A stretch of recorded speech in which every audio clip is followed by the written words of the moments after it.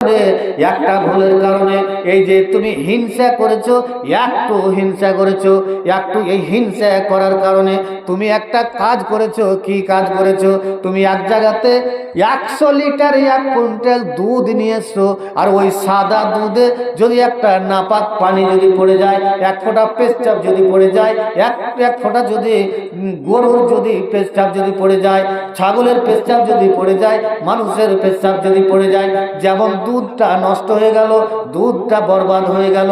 যেমন করে একটা কাঁড়ির পালাতে, পোয়ালের পালাতে আগুন লাগিয়ে দিতে গেলে যেমন আগুন জ্বলতে জ্বলতে জ্বলতে জ্বলতে জ্বলতে জ্বলতে জ্বলতে পুরা পালাটাকে শেষ করে দেয়, পুরা পালাটাকে, কাঁড়ির পালাটাকে শেষ করে দেয়, পোয়ালের পালাটাকে শেষ করে দেয়।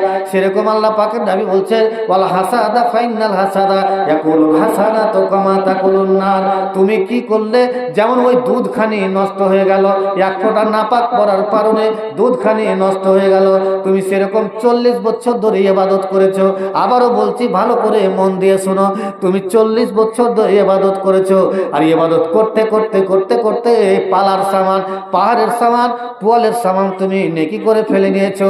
আর একটু হিংসা করেছো, কাউকে দেখে হিংসা করেছো, আর এই হিংসা করার কারণে তোমার কি হলো? নবী সাল্লাল্লাহু আলাইহি ওয়াসাল্লাম বললেন, যেমন করে কয়লা, আগুন যেমন কয়লাকে লকড়ি পুড়াতে পুড়াতে পুড়াতে পুড়াতে পুড়াতে যেমন লকড়ি খতম করে দেয়, যেমন পালাটাকে শেষ করে দেয়, সেরকম করে তোমার নেকিগুলো পুড়তে পুড়তে পুড়তে পুড়তে বরবাদ হতে হতে হতে হতে সমস্ত নেকি তোমার পুড়ে ছাই হয়ে গেল।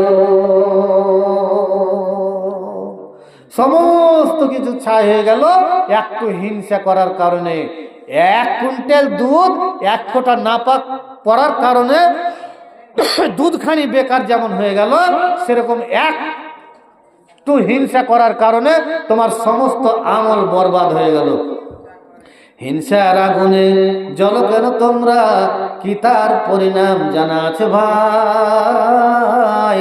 হিংসার কারণে, হিংসার আগুনে জ্বলো কেন তোমরা, কি তার পরিণাম জানা আছে ভাই? রাশি রাশি নেকিগুলো কয়লার মতো জ্বলে নিমিষে হয়ে যাবে ছাই, নিমিষে হয়ে যাবে ছাই। হিংসার কারণে পাপটি প্রথম আকাশের উপরে ঘটেছে, হিংসার বলিতে ভূমিতে প্রথম খুনাখুনি ইতিহাস রটেছে। এই হিংসার কারণে মসজিদ নিয়ে মারামারি, মসজিদের ভিতরে মারামারি, মসজিদ নিয়ে দাঙ্গা, কপাট লাগিয়ে দাও, মারো শালাকে, ধরো শালাকে, লাশ ফেলে দাও। এই হিংসার কারণে। এর জানো রে জানো, তুমি নামাজ পড়নি, রোজা করনি, ভালো কাজ করনি, আরে হিংসা করতে করতে করতে করতে করতে করতে তুমি এরকম করছো, মারো কাটো দাঙ্গা তুমি লাগিয়ে দিয়েছো। এর জবাব তোমাকে দিতে হবে, পাই পাই পাই পাই করে তোমাকে দিতে হবে। জবাব না দিলে তোমাকে ছাড়া যাবে না রে, ছাড়া যাবে না। হিংসার আগুনে জ্বলো কেন তোমরা, কি তার পরিণাম জানা আছে ভাই? রাশি রাশি নেকিগুলো কয়লার মতো জ্বলে নিমিষে হয়ে যাবে ছাই, নিমিষে হয়ে যাবে ছাই। হিংসার কারণে পাপড়ি প্রথম আকাশের উপরে ঘটেছে, আর হিংসার বলিতে ভূমিতে প্রথম খুনাখুনি ইতিহাস রটেছে। হিংসুটে দেখে দাও, মুখে দেব চুনকালি, হিংসুটে দেখা দাও, মুখে দেব চুনকালি, সমাজে তোমার আর নাই ঠাই। রাশি রাশি নেকিগুলো কয়লার মতো জ্বলে নিমিষে হয়ে যাবে ছাই।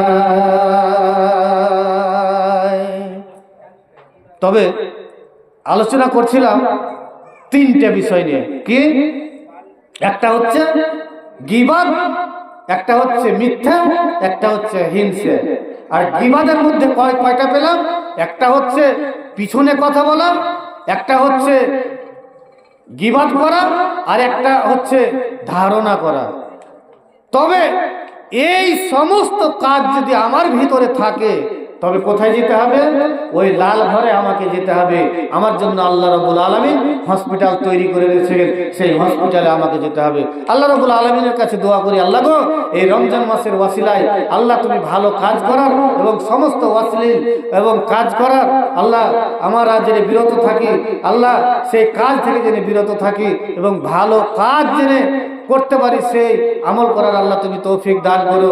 আল্লাহ একজন দিয়েছে 510 টাকা, আল্লাহ যে উদ্দেশ্যে আল্লাহ যে নিয়ে আল্লাহ দান করেছে, আল্লাহ তুমি তার দানকে আল্লাহ তুমি সাদরে গ্রহণ করে নাও।